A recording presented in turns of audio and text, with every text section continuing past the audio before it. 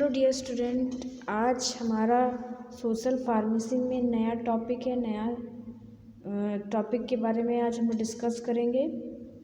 ये इसी साल ऐड हुआ है आपके कुछ जो जैसे कि सोशल फार्मेसी एक नया सब्जेक्ट था, इसकी जगह में कम्युनिटी फार्मेसी था डी फार्मा फर्स्ट ईयर में। तो वही कम्युनिटी फार्मेसी में कुछ चीज़ें ऐड की गई थी सोशल फार्मेसी में। पर सोशल फार्मेसी में कुछ टॉपिक है जो एकदम न्यू है। तो उसमें से कुछ टॉपिक है जैसे introduction to health system on going program. तो हेल्थ सिस्टम क्या है उसके बारे में इन्होंने बोला है कि इसके बारे में जानना है हम लोगों को। तो हेल्थ सिस्टम मतलब स्वास्थ्य सिस्टम, मतलब जो हमारे इंडिया में जो स्वास्थ्य सिस्टम है वो कैसा है, कैसा चल रहा है, प्राइवेट गवर्नमेंट, हमारे हेल्थ से रिलेटिव क्या चीज़ें हैं, कौन सी पॉलिसी आई थी, कौन सी पॉलिसी चल रही है। देखिए गवर्नमेंट में जब जैसे कि इलेक्शन होता है, जब गवर्नमेंट इलेक्शन होता है तो जो इलेक्शन होने के बाद जो अपॉइंट होते हैं गवर्नमेंट, वो अपने अपने राज्य में कुछ पॉलिसी को इंट्रोड्यूस कराते हैं कि ये पॉलिसी है इस गवर्नमेंट के थ्रू में। जैसे शिक्षा विभाग की पॉलिसी है, स्वास्थ्य विभाग की पॉलिसी है। तो ये जो पॉलिसी होती है ये 10 साल 15 साल पर बदलती है। बदलती क्या है, मतलब चलती रहती है, पर उसमें अमेंडमेंट किया जाता है, कुछ और चीज़ों को ऐड किया जाता है या न्यू पॉलिसी बनाई जाती है। तो वैसे ही अपने इंडिया में हेल्थ जो पॉलिसी है उसमें नेशनल हेल्थ पॉलिसी में आगे आपका पॉलिसी थी जैसे कि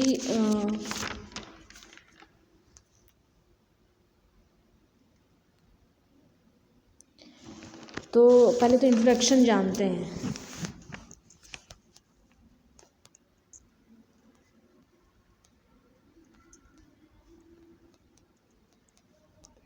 इंट्रोडक्शन में क्या था कि जो वर्ल्ड हेल्थ ऑर्गेनाइजेशन ने defined health in 1948 as a state of complete physical, mental and social. 1948 में हेल्थ ऑर्गेनाइजेशन ने डिफाइन किया कि हेल्थ जो सिस्टम है वो क्या है तो वो डिफाइन किया गया complete physically, mentally and socially well being and not merely an absence of disease. मतलब कंप्लीट, अगर हेल्थ पर्सन को क्या डिफाइन करेंगे कि वो कंप्लीटली फिजिकली, मेंटली और सोशली वेल हो। मेंटली यानी मानसिक तौर पे सोचने समझने की शक्ति रखता हो, कोई मेंटली प्रॉब्लम ना हो, ना सोचने समझने की एबिलिटी रखता हो, खुश रहता हो। फिजिकली यानी बॉडी स्ट्रक्चर अच्छा हो, उसका कोई भी प्रॉब्लम ना हो, हार्ट, किडनी, लिवर सब कुछ अच्छे से फंक्शन करता हो, हाथ पैर अच्छे हो, वेट अच्छा हो, शक्ल सूरत अच्छी हो, ये सब आ जाता है फिजिकल में। सोशली में कि हम सोशली कैसे बिहेव करते हैं, सोशली कैसे हैं हम, ये सब चीज़ों को एक कंप्लीट हेल्थ में लिया गया। And not merely an absence of disease, उसमें कोई डिजीज़ ना हो, दुखी ना हो। तो जो नेशनल हेल्थ पॉलिसी थी वो अब तक जो 1948 में इस चीज़ को रिकॉग्नाइज़ की गई थी और 1983 में हेल्थ पॉलिसी बनाई गई थी। तो उसको इंट्रोड्यूस करी थी 1983 में, declare by the Indian government in 1983 with the aim. किस पर्पज़ से हेल्थ पॉलिसी बनाई गई थी? To provide proper health service for a checking infectious disease, ये देखने के लिए कि कोई इन्फेक्टियस डिजीज़ है कि नहीं। दूसरा था टू स्टैब्लिश हेल्थ सब centres, primary health centres and community health centres having trend man power. और ये इस्टेब्लिश की गई थी कि सब सेंटर्स हो, मतलब कि छोटे छोटे जैसे कि आंगनबाड़ी होता है उसी तरह में छोटे छोटे जो प्राथमिक स्वास्थ्य केंद्र होते हैं वो सब सेंट्रलाइज किया जाए, प्राइमरी भी हो, सेंटर भी हो, कम्युनिटी हेल्थ भी हो, वेल ट्रेन किया जाए, मैन पावर हो उनमें। To provide a proper treatment major in rural and sub rural area, और ये ट्रीटमेंट जो है वो प्रॉपर मेज़र किया जाए, प्रॉपर दिया जाए, कहाँ रूरल एरिया में भी और सब रूरल एरिया, मतलब गांव तो है ही, अब गांव के अंदर भी एक जैसे एक छोटा सा मान लीजिए एरिया है, जैसे आपका मान लीजिए बाराबंकी है लखनऊ का, उसके बाराबंकी के अंदर बहुत सारे सब एरियाज़ हैं।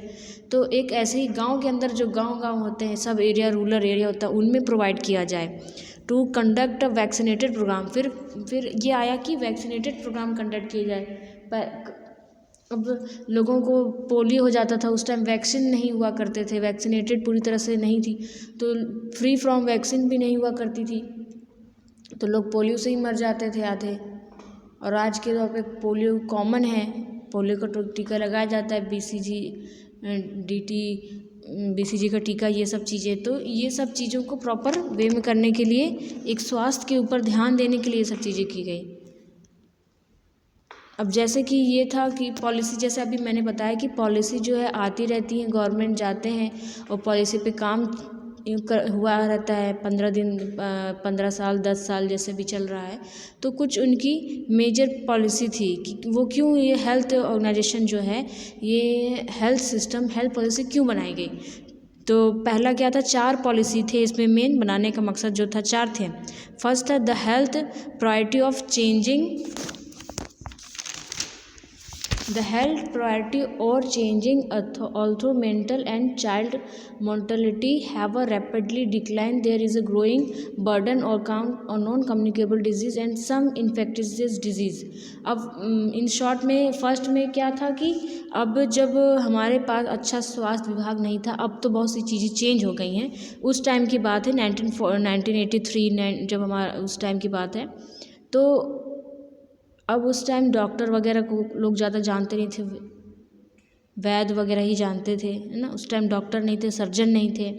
धीरे धीरे सोसाइटी डेवलप होती गई, गांव से शहर बनते गए।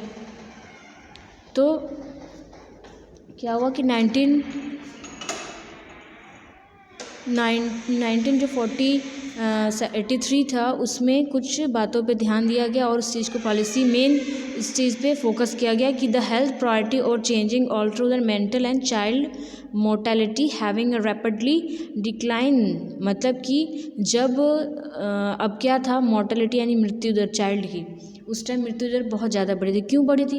क्योंकि प्रेगनेंसी के टाइम पे क्या होता था, जब बच्चा पैदा होता था तो जो दाई वगैरह होती थी, वो उनकी जो नाल होती है उसको वो जिस हंसिया से, जिससे वो धान काट रहे हैं, सब्जी काट रहे हैं, उसी से काट देती थी, है कि नहीं। तो अब जाहिर सी बात है, काट दी तो सेप्टिक हो सकता है भाई, माँ से बच्चा तो मर ही रहा है, माँ भी मर जाएगी, मरती ही थी ऑलमोस्ट। ऐसे डेथ केसेस बहुत ज़्यादा था। जब बच्चा पैदा हुआ उस टाइम वो बहुत सेंसिटिव होता है, उसको बैक्टीरिया से, इन्वायरमेंट से बहुत केयर करनी पड़ती है। लेकिन ऐसे टाइम पे आप इस तरह का काम करते हैं, डायरेक्ट चाकू लेकर के काट देते हैं, तो सोचिए कितनी ज़्यादा इन्फेक्शन, कितना ज़्यादा इन्फेक्शन बढ़ने की चांस हो जाती है।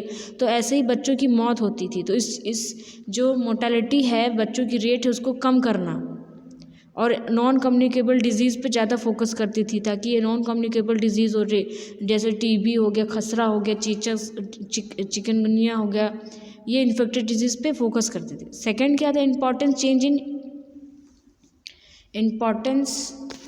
Change is the emergency of robust health care industry estimate to be a growing at a double digit. अब इतना फर्स्ट पॉलिसी करी गई, थोड़ा सा डेवलपमेंट हुआ, मृत्यु दर कम हुई। सेकंड में क्या हुआ, सेकंड स्टेज में, सेकंड नीति में क्या हुआ कि ये जितना ये गवर्नमेंट सोचे कि जितना से ज़्यादा हमारी इम्प्रूवमेंट हो, डबल डिजिट के हो। अब 11 से 99 ऐसे परसेंटेज में, ऐसे डबल डिजिट में हम ग्रोथ करें, तो इस पर फोकस किया गया। फिर थर्डली क्या था, चेंज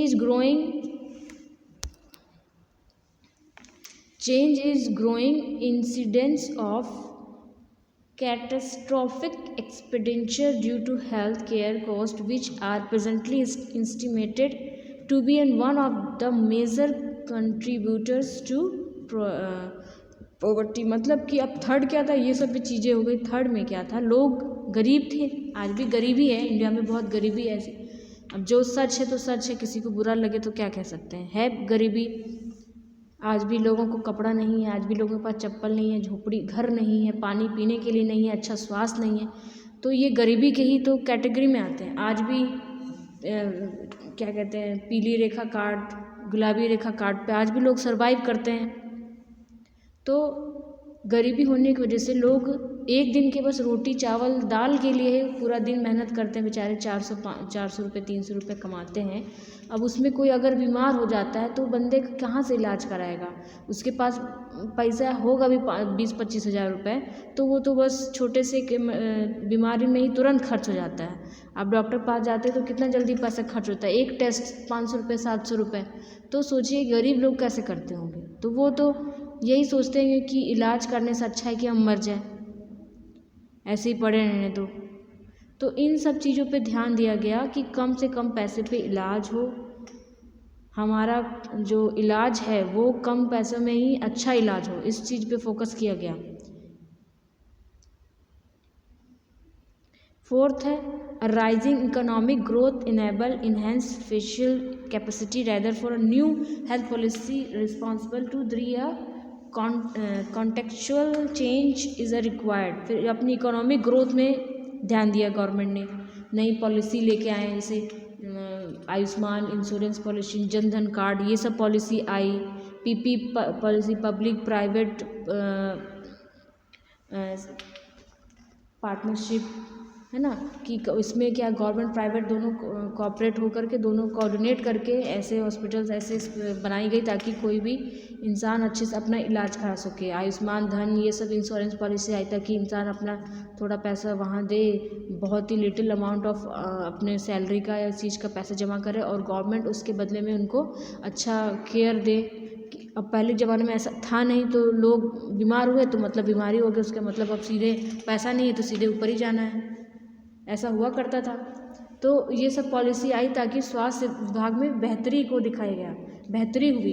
इंसान अब जो बीमारी की वजह से जो मृत्यु दर होती थी, छोटी मोटी बीमारी की वजह से मृत्यु दर जो होती, जो आज हमारे छोटे मोटे बीमारी जो हम मात्र एक टैबलेट खा के एक दिन में आराम कर जाते हैं, वो बीमारी कल लोगों की जान ले जाती थी। छोटे मोटे कोल्ड फीवर हो गया, चोट हो गया, इन्फेक्शन हो गया, है ना, ये सब चीज़ें कल के लोगों को बीमारी को में जान ही ले जाती थी। तो ये सब चीज़ें धीरे धीरे बेहतरी होती गई, गवर्नमेंट ने बेहतरी करती गई अपनी पॉलिसी पे, ये सब पॉलिसी वगैरह लेते आई। तो क्या हुआ कि लोगों के स्वास्थ्य पे थोड़ा सा फोकस किया गया, ध्यान दिया गया और थोड़ी सी लोगों के स्वास्थ्य पे सुधार आया। नेक्स्ट, की elements of national health policy. अब नेशनल हेल्थ पॉलिसी, ये तो हमने देखा कि गवर्नमेंट ने किस नीति पे काम किया। अब क्या एलिमेंट्स थे, क्या तत्व थे 1983 की पॉलिसी पे। हम जो ऑन गोइंग पॉलिसी चल रहा है वो भी हम स्टडी करेंगे। तो हमारे जो ये तो 1983 पॉलिसी है, फिर आया था 2002 में एक पॉलिसी, फिर 2017 में पॉलिसी आया। तो हम 2002 और 17 दोनों को हम अभी अपने नेक्स्ट लेक्चर में डिस्कस करेंगे। तो अभी पहले फर्स्ट ऑफ ऑल हम की element of national health policy 1983 को डिस्कस करेंगे, वन बाय इसके एलिमेंट्स को समझेंगे। Then after that we are going on factor, हम फिर फैक्टर पे जाएंगे। फर्स्ट वन था is creation of greater awareness of health problem in the community and means to solve the problem by the community, create a greater awareness of health problem। फिर क्या हुआ कि अब लोगों को हेल्थ अवेयरनेस के बारे में कोशिश करी गई कि लोगों को पता चले। छोटे छोटे जैसे कि छोटे छोटे प्राथमिक उपचार खोले गए, आंगनबाड़ी खोले गए, वहाँ पर लोगों को अवेयरनेस के लिए बताया गया। फिर वो घर घर जाके अवेयरनेस करने लगे, है ना, कम्युनिटी को। अब हम सोशल फार्मेसी पढ़ रहे हैं तो हमारा मकसद है सोशल, आपसी समाज को। पहले हम क्या होता है, गांव से शहर, शहर से बड़ा शहर, फिर वो ऐसे करके विकास होता है। जब एक गांव का इंसान बढ़ेगा तभी शहर का इंसान बढ़ेगा। तो वैसे ही है कि हम कम्युनिटी वाले, हम समाज वाले स्वस्थ रहेंगे तभी एक शहर स्वस्थ होगा, फिर एक शहर स्वस्थ होगा तो एक देश स्वस्थ होगा। Creation of greater awareness of health, मतलब अवेयरनेस क्रिएट की गई, जागरूकता क्रिएट की गई community and means to solve the problem by the community, और कम्युनिटी के द्वारा ये प्रॉब्लम सॉल्व करी गई, है ना। छोटी मोटी प्रॉब्लम जो होती है वो पंचायत द्वारा, गाँव में तो यही होता है ना, पंचायत बैठा रहता, सब वहाँ पर बताया जाता है कि पानी की प्रॉब्लम हो रही है, यहाँ ये हो रहा है, वैसा हो रहा है। तो ये सब चीज़ें अवेयरनेस, हेल्थ को लेकर के अवेयरनेस की गई, छोटी छोटी कम्युनिटी बनाई गई। फिर नेक्स्ट है supply of safe drinking water and basic sanitation using technology that people can afford. अब सप्लाई किया गया सेफ ड्रिंकिंग वाटर। अब पहले क्या था, लोग नदी का पानी पी लेते थे। गाँव आपने देखा होगा, गाँव में लोग, पिक्चरों में देखा होगा नदी का, पिक्चरों में क्या रियलिटी ऐसे ही था, पहले के कुएँ वो समय से पानी पी लेते। ऐसा नहीं था कि पहले के कुएँ और नदी जो नाला था वो आज के कुएँ नदी तालाब थे, नहीं, पहले भी साफ़ हुआ करते थे। लेकिन वो साफ़ पानी जो हम सिर्फ आँख से साफ़ देखते हैं वो साफ़ नहीं होता है भाई। वो धूल मिट्टी से साफ़ है, लेकिन वो बैक्टीरिया वायरस से तो हो सकता है ना इन्फेक्टेड। तो ये एक चीज़ की क्या क्या गई, supply of safe drinking water, basic sanitization किए गए, सैनिटेशन किए गए, यानी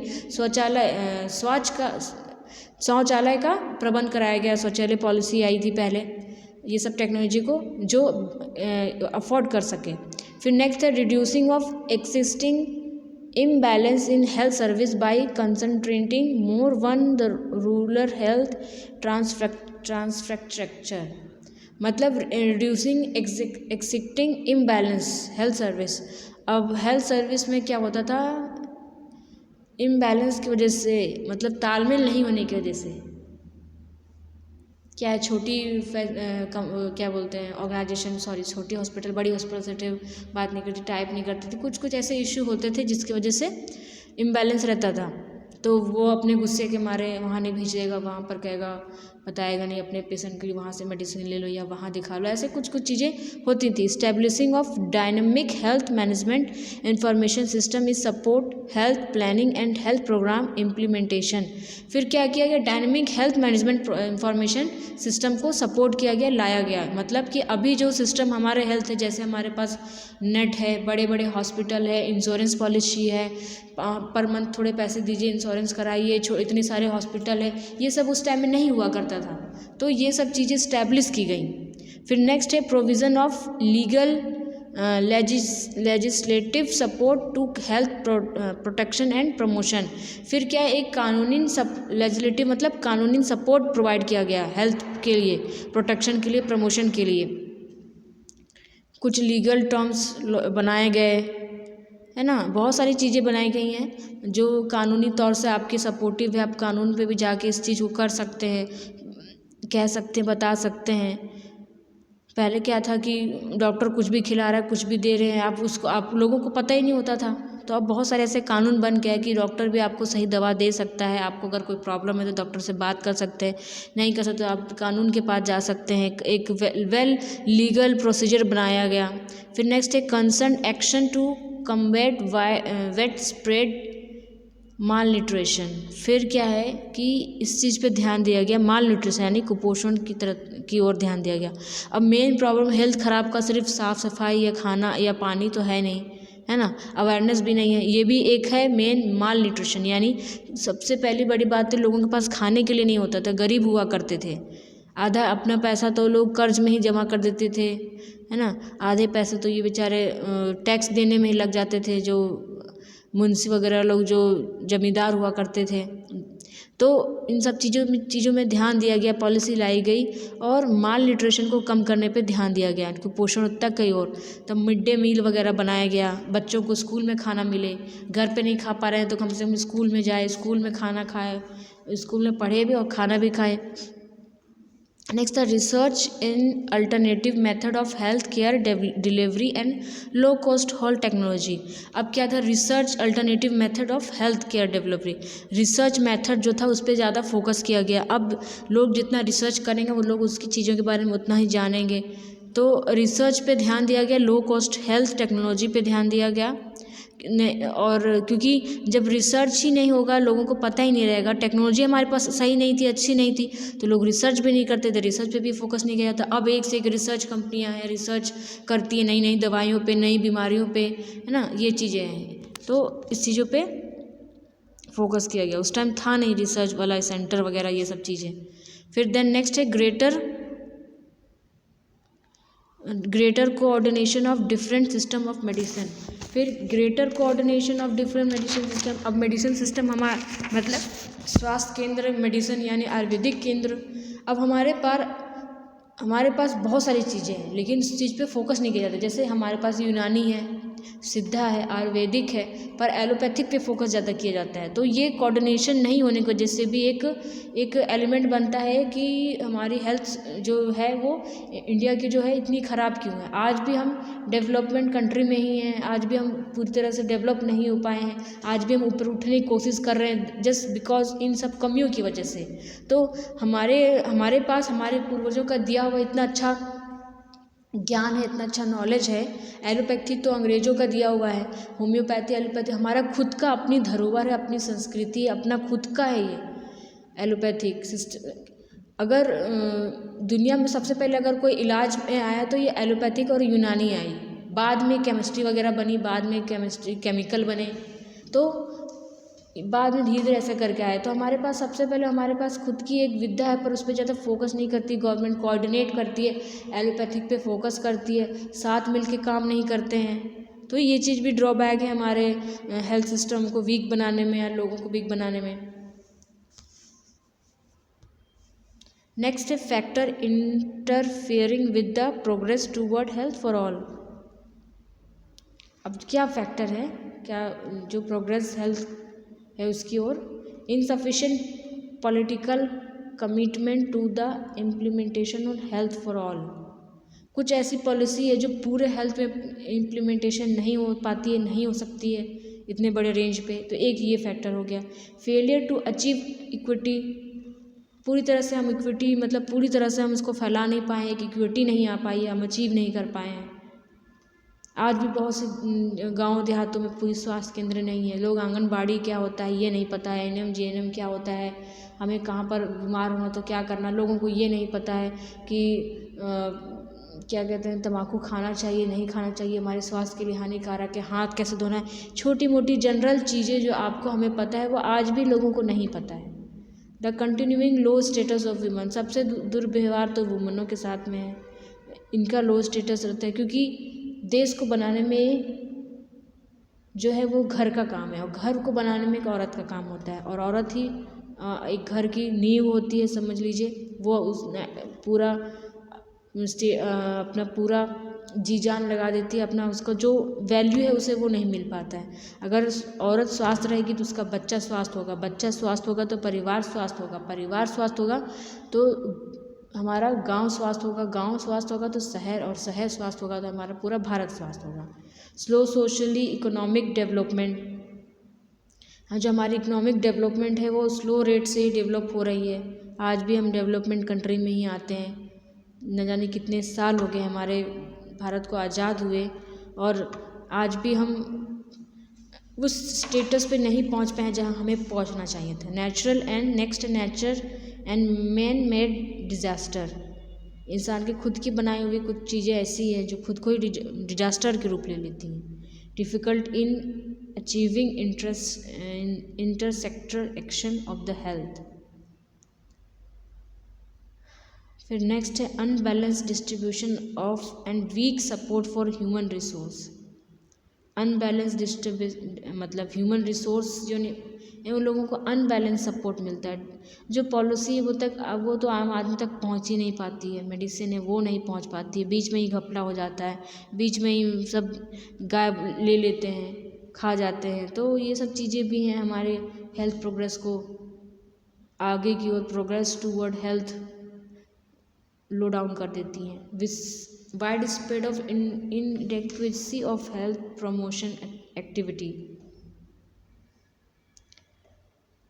प्रमोशन नहीं हो पाता है, वाइड एक्टिविटी नहीं हो पाती है, पूरी तरह से फैल नहीं पाया था उस टाइम, क्योंकि उस टाइम हमारे पास इतने नॉलेज नहीं था, इतना हॉस्पिटल नहीं था, वो धीरे धीरे हुआ। आज weak health information system and no baseline data, हमारा हेल्थ इंफॉर्मेशन इतना वीक था उस टाइम, और बेसलाइन डेटा मतलब उस टाइम इन्फॉर्मेशन का जरिया लोगों को बताने की जरूरत, एक इंसान दूसरे इंसान को बता सकता था बस घर घर जा कर के।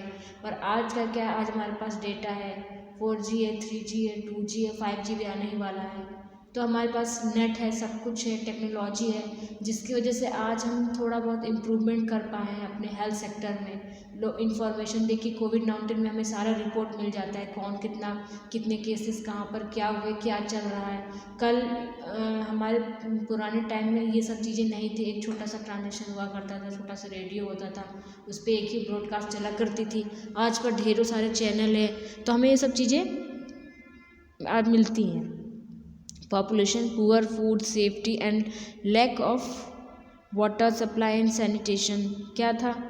पॉपुलेशन इतनी बढ़ी हुई थी, पुअर फूड, खाना अच्छा नहीं था, सोर्स ऑफ, अब खाना कैसा अच्छा नहीं था, सेफ्टी नहीं थी, lack of water supply of sanitation, मतलब आबादी इतना ज़्यादा थी और कमाने वाले लोग कम थे ना। गांव शहर लोग बस किसानी करते थे, उनको ठीक से पानी नहीं मिल पाता, सिंचाई सब चीज़ों की दिक्कत हुआ करती थी, तो खाना नहीं हो पाता था। खाना होता था तो बेचारे के पास पैसे नहीं होते थे, छत नहीं होता था, कुछ ना कुछ ऐसी दिक्कतें आती थी जिनकी वजह से उनका हेल्थ को इफ़ेक्ट पड़ता था। और हम अपने जो हमारा अचीवमेंट था, प्रोग्रेस फॉर टूवर्ड हेल्थ, वो हम अचीव नहीं कर पाए। Rapid demographic and epidemiological change. अब दूसरी बात क्या है, रैपिड डेमोग्राफी और एपिडेमियोलॉजी चेंज हुआ, मतलब कि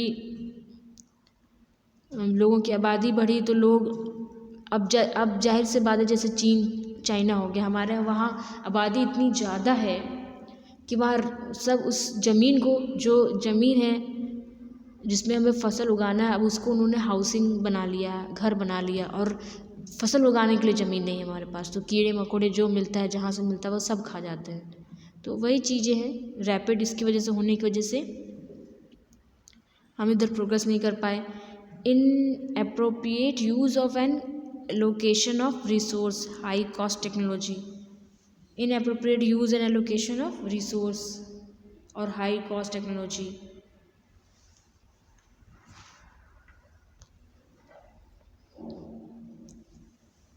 तो ये इंट्रोडक्शन था 1983 जो हमारी हेल्थ पॉलिसी आई थी, तो किन 4 बेसों पे, नीतियों पे बेस्ड थी, कैसे उसको हम लोगों ने अभी डिस्कस किया। हेल्थ सिस्टम क्यों आया था ये हमने बात किया, हमने 1983 की पॉलिसी के बारे में बात किया। अब हम नेक्स्ट क्लास में 2002 के बारे में बात करेंगे, फिर नेक्स्ट ऑन गोइंग जो सिस्टम है उसके बारे में बात करेंगे। अभी बहुत सारी ऐसी कमेटी है, बहुत सारी ऐसी पॉलिसी है जो बनाई गई है बाय द गवर्नमेंट हमारे स्वास्थ्य के लिए, गरीबों के लिए। नेशनल हेल्थ प्रोग्राम बनाया गया है, जैसे कि हो गया national program on climate change and human health. ये सब चीज़ों को हम अपनी नेक्स्ट क्लास में डिस्कस करेंगे। तो आज के लिए इतना ही काफ़ी है। आई होप सो आपको समझ में आया हो। तो थैंक यू क्लास।